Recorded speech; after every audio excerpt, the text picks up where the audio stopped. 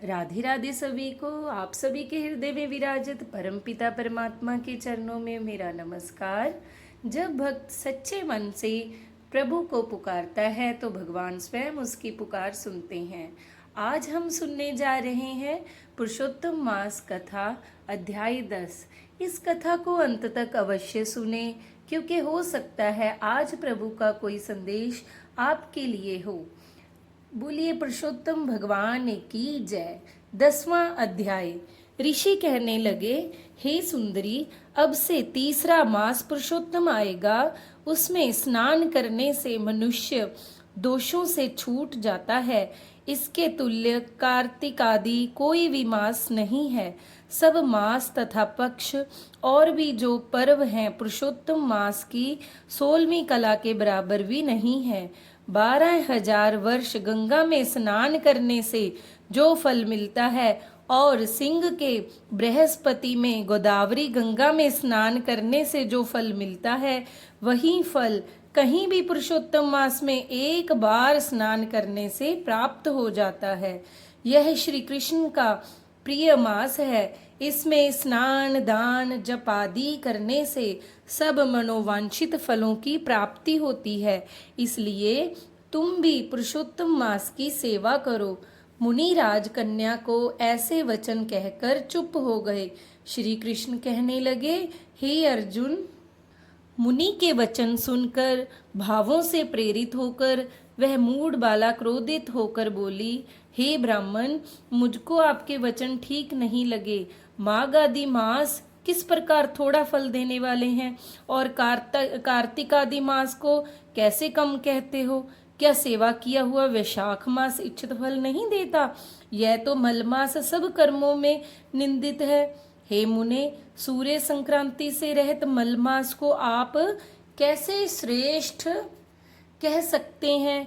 इस प्रकार क्रोध से कहे गए ब्राह्मण की पुत्री के वचनों को सुनकर ऋषि का शरीर जलने लगा तथा क्रोध से नेत्र लाल हो गए, परंतु फिर भी मित्र की कन्या को श्राप नहीं दिया और सोचने लगे कि कन्या मूर्ख है, अपने हित अहित को नहीं जानती।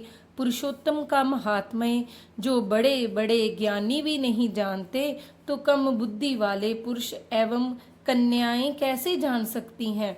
और यह बिना पिता की कन्या दुख रूपी अग्नि से सुलगती हुई मेरे अत्यंत उग्र श्राप को कैसे सहन कर सकेगी? ऐसे उत्पन्न हुए क्रोध को दूर करते हुए तथा स्वस्थ होकर व्याकुल कन्या से कहने लगे, तू दुखी और नादान है, इसीलिए तेरे पर मेरा कुछ भी कोप नहीं। जैसे तेरे निर्भाग्य मन में हो वैसा ही कर, और भी जो कुछ होने वाला है सो सुन।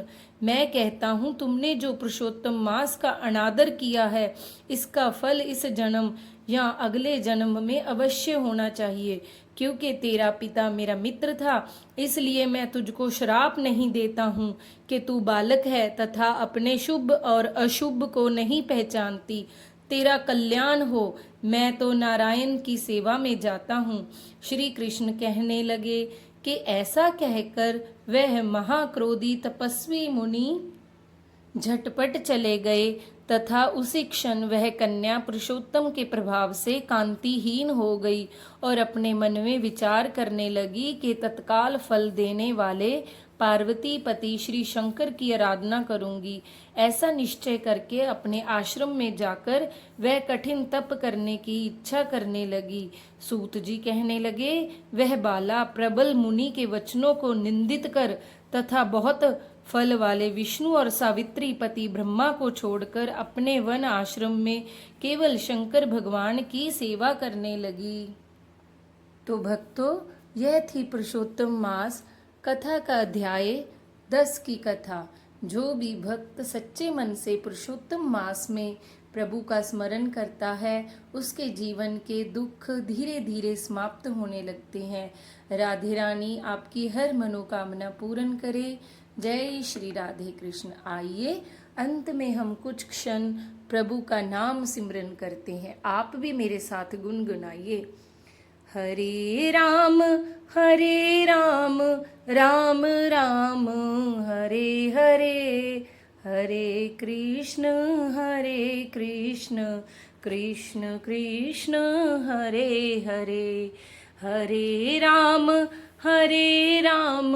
राम राम हरे हरे, हरे कृष्ण कृष्ण कृष्ण हरे हरे, हरे राम राम राम हरे हरे, हरे कृष्ण कृष्ण कृष्ण हरे हरे, हरे राम राम राम हरे हरे, हरे कृष्ण कृष्ण कृष्ण हरे हरे। बोलिए पुरुषोत्तम भगवान की जय। जय जय श्री राधे श्याम। सबको मिले वृंदावन धाम।